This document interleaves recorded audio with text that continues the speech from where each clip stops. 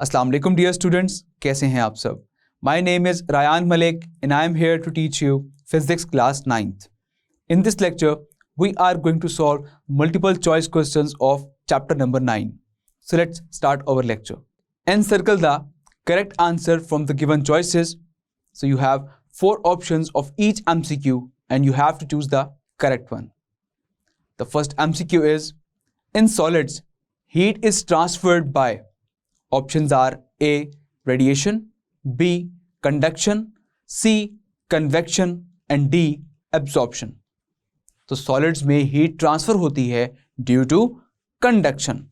So option B is correct. Conduction में हमने ये स्टडी किया था कि सॉलिड्स में पार्टिकल्स जो हैं वो वाइब्रेट करते हैं, तो इस तरह से वो अपनी एनर्जी को ट्रांसफर करते हैं दूसरे पार्टिकल्स पर and so on. Energy transfer हो जाती है, इस तरह से हीट जो है वो इजीली ट्रांसफर होती है from one part two other part of a object. अब हम बात करें अगर मेटल्स की, तो मेटल्स में मौजूद होते हैं फ्री इलेक्ट्रॉन्स और फ्री इलेक्ट्रॉन्स की वजह से मेटल्स में हीट एनर्जी जल्दी ट्रांसफर हो जाती है as compare to non metals. So the option B is correct, conduction. Now MCQ number 2, what happens to the thermal conductivity of a wall if its thickness is doubled. तो अगर एक wall की thickness को double कर दिया जाए तो उसकी थर्मल कंडक्टिविटी पर क्या अफेक्ट होगा. So options are A becomes double, B remains the same, C becomes half and D becomes 1/4. So let's solve it on the whiteboard कि इसका थर्मल कंडक्टिविटी पर क्या अफेक्ट होगा. So we know the formula of thermal conductivity which is represented by K, and that is equals to Q divided by T into L over area into T1 minus T2. तो हमसे कहा गया है कि अगर उसकी thickness double कर दी जाए, दैट मीन्स कि आप उसका एरिया डबल कर देते हैं. सो Q into T it becomes L and then area becomes 2A T1 minus T2. This is K dash. So अगर यहाँ पर मैं 1/2 कॉमन ले लूँ, K dash, तो बाकी यहाँ पर रह जाएगा Q divided by T into L over area into T1 minus T2. So Q by T into L over area into T1 minus T2, that is equals to K.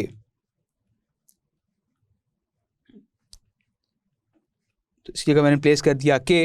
So that means कि thermal conductivity यहाँ पर बाकी रह गई 1/2. So the option B is correct, remains the same. Now let's move towards the screen to solve the next MCQ. Now MCQ number 3. Metals are good conductor of heat due to the options are A. Free electrons, B. Big size of their molecules, C. Small size of their molecules and D. Rapid vibrations of their atoms. So metals जो हैं वो good conductor होते हैं due to the free electrons. So option A is correct because free electrons जो हैं ये fast moving होते हैं और ये जल्दी हीट को ट्रांसफर करते हैं from one part two another part of an object. MCQ number 4, in gases heat is mainly transferred by. Options are A. molecular collision, B. conduction, C. convection and D. radiation. तो gases में heat किस तरह से transfer होती है. सो conduction method के लिए liquid और गैसेस जो हैं वो पुअर कंडक्टर होते हैं. सो लिक्विड और गैसेस में हम हीट ट्रांसफर करते हैं through the method of by convection. So option C is correct which is convection. Now MCQ number 5, convection of heat is the process of heat transfer due to the option are A. random motion of molecules, B. downward movement of molecules, C. upward movement of molecules and D. free movement of molecules. तो convection जो है ये एक ऐसा process है जिसमें heat transfer होती है due to the free movement of molecules, because liquid और गैस में मॉलिक्यूल्स जो हैं वो फ्रीली मूव कर रहे होते हैं, और जब आप उनको हीट करते हैं तो वो हॉट प्लेस से मूव कर जाते हैं कोल्ड प्लेस की तरफ. So that is the free movement of molecules. तो इसकी वजह से कन्वेक्शन में हीट ट्रांसफर हो जाती है. So option D is correct. Now the next MCQ. False ceiling is done to, options are A, lower the height of ceiling, B, keep the roof clean, C, cool the room, and D, insulate the ceiling. तो fall ceiling हम करवाते हैं ताकि हम अपनी ceiling को insulate कर सकें, बाहर की जो हीट एनर्जी है वो अंदर ट्रांसफर ना हो सके और आपका रूम का जो इनर एनवायरनमेंट है वो कूल रहे. So to insulate the ceiling we done the false ceiling. So option D is correct. Now move towards the next MCQ number 7. Rooms are heated using gas heaters by, options are A, conduction only, B, convection and radiation, C, radiation only, and D, convection only. तो rooms जो हैं वो गर्म किए जाते हैं gas heaters के थ्रू. अब गैस हीटर्स में हीट एनर्जी किस तरह से फैलती है? Due to the convection and radiation. Convection में हमने स्टडी किया था कि गैस मॉलिक्यूल जो हैं वो मूव करते हैं हॉट प्लेस से कोल्ड प्लेस की तरफ, और उसमें इनकी अपवर्ड मूवमेंट होती है. तो जहां पर भी हीटर होगा वहां पर गैस मॉलिक्यूल जो हैं वो अपवर्ड मूव कर जाएंगे, और अपवर्ड जाकर भी वो अल्टीमेटली रूम को गर्म कर रहे हैं. लेकिन जो हीटर से निकलती हुई जो हीट है वो डायरेक्टली आप तक भी पहुंच रही होती है through radiations.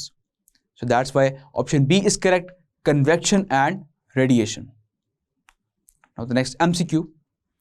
Land breeze blows from, options are A, sea to land during night, B, sea to land during the day, and C, land to sea during night. तो लैंड ब्रीज जो है वो ब्लो होती है from, जैसे कि हमने discuss किया था लेक्चर में, कि रात के वक्त टेम्परेचर जो है वो लैंड का बहुत जल्दी कूल डाउन हो जाता है as compare to sea, because soil की जो स्पेसिफिक हीट कैपेसिटी है which is 810 joule per kilogram per kelvin, और वाटर की स्पेसिफिक हीट कैपेसिटी है 4200 joule per kilogram per kelvin. तो रात के वक्त जब लैंड से हीट एमिट हो रही होगी तो 810 joule per kilogram heat evolve होने पर 1 केल्विन टेम्परेचर डिक्रीज कर जाएगा. लेकिन समंदर में, सी में 4200 जाउल पर किलोग्राम हीट निकलने पर, एमिट होने पर 1 केल्विन टेम्परेचर डिक्रीज करेगा. सो दैट मीन्स के वहां पर 4200 जाउल पर किलोग्राम जब हीट एमिट होगी तब जाकर 1 केल्विन टेम्परेचर डिक्रीज करेगा, और लैंड में सिर्फ 810 joule per kilogram heat emit होने पर 1 केल्विन टेम्परेचर डिक्रीज कर जाएगा. सो लैंड का टेम्परेचर जल्दी डिक्रीज होगा, लेकिन सी का टेम्परेचर बहुत देर बाद जाकर डिक्रीज होगा. सो अल्टीमेटली वी कैन से कि वहां का टेम्परेचर हाई होगा और लैंड का टेम्परेचर लो होगा. सी का टेम्परेचर हाई होने की वजह से वहां पर जो एयर में गैस मॉलिक्यूल्स हैं वो अपवर्ड मूव कर जाएंगे, तो फिर लैंड से जो कोल्ड एयर के मॉलिक्यूल्स हैं वो मूव करेंगे towards the sea. Land to sea during night. Option C is correct. Now MCQ number 9. Which of the following is a good radiator of heat? So इनमें से कौन सा जो है वो गुड रेडिएटर है हीट का? Options are A, a shiny silvered surface, B, a dull black surface, C, a white black surface, and D, a shiny colored surface. So shiny silver surface जो हैं वो तो good reflector होते हैं, वो heat को reflect करते हैं, but जो dull black surface होते हैं वो heat को absorb भी करते हैं और वो heat को emit भी करते हैं, and they are the best emitter and best absorber. So option B is correct, that they are the good radiator of heat. And similarly option C and D, जिसमें वाइट ब्लैक सरफेस का कहा गया है और shiny coloured surface का कहा गया है, तो वाइट सरफेस जो हैं वो भी गुड रिफ्लेक्टर होते हैं, और शाइनी कलर्ड सरफेस जो हैं they are also a good reflector, कि ये हीट को रिफ्लेक्ट बैक करते हैं, ये उनको इमिट या एब्जॉर्ब सही से नहीं करते. Now move towards the next MCQ. There are ways to transfer the heat from one place to another. Options are A 1, B 2, C 3 and D 4. So how many are the ways कि जिनके through आप heat को transfer कर सकते हैं? So yes, there are 3 ways. So option C is correct, which are conduction, convection and radiation. Now move toward the next MCQ. Which one box is used to keep food hot and ice cream cold for long period? Options are A iron box, B aluminium box, C styrofoam box and D plastic box. तो कौन सा box जो है वो use करके आप एक food को हॉट रख सकते हैं और आइसक्रीम को कोल्ड रख सकते हैं लॉन्ग पीरियड के लिए? बाय यूजिंग स्टाइरोफोम बॉक्स आप फूड को गर्म भी रख सकते हैं और आइसक्रीम को कोल्ड भी रख सकते हैं, बिकॉज ये बेस्ट इंसुलेटर है कि जिसके थ्रू हीट एनर्जी ना तो एमिट होती है और ना ही हीट एनर्जी जो है वो एंटर होती है. तो अगर आप इसमें कोई भी गर्म फूड प्लेस करते हैं तो ना तो वहां से हीट एनर्जी बाहर को आती है, as the styrofoam box is the best insulator, और इसी तरह से ना ही बाहर की हीट एनर्जी जो है वो अंदर को जाती है, तो आपकी आइसक्रीम जो है वो भी इसमें काफी लॉन्ग पीरियड के लिए कोल्ड रह सकती है. So option C is correct. Now the next MCQ. Unit of thermal conductivity is, options are A watt meter Kelvin, B watt per meter per Kelvin, C watt per meter and D none of these. Thermal conductivity का unit है watt per meter per Kelvin. Now move towards the next MCQ. Air and water is conductor. Options are A poor, B good, C excellent and D all of these. So air और water जो हैं they are poor conductor of heat. इनसे heat जो है वो transfer नहीं हो सकती by using the conduction method, but still air और वाटर से आप हीट को ट्रांसफर कर सकते हैं by using convection and radiation. The next MCQ. Sea breeze blows from sea to land during. Options are A day, B night and C afternoon and D morning. So अगर हम बात करें day time की, तो day time में जब सन से heat fall करती है लैंड पर और सी पर, तो लैंड की स्पेसिफिक हीट कैपेसिटी है 810 joule per kilogram per kelvin, which is specific heat capacity of soil. So due to its small specific heat capacity, 810 joule per kilogram heat absorb करने पर इसका 1 केल्विन टेम्परेचर इंक्रीज कर जाता है. और सी में क्योंकि वहां पर वाटर है, तो वाटर की स्पेसिफिक हीट कैपेसिटी है 4200 joule per kilogram per kelvin, तो 4200 joule per kilogram heat absorb करने पर उसका 1 केल्विन टेम्परेचर इंक्रीज करेगा.